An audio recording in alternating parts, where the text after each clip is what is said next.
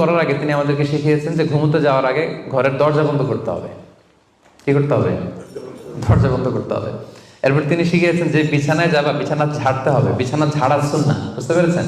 পোকা থাকতে পারে, মাকড় থাকতে পারে, অনেক কিছু থাকতে পারে, বিছানা ঝাড়ার সুন্নাহ।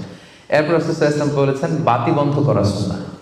এখন তো বাতি নেই, এখন লাইটের সুইচ আপনি অফ করবেন। তাহলে আগে আপনি দরজা জানালা বন্ধ করলেন, বিছানা ঝাড়লেন, এরপর বাতি বন্ধ করবেন, এরপরে তাওয়াক্কুলে যাবেন।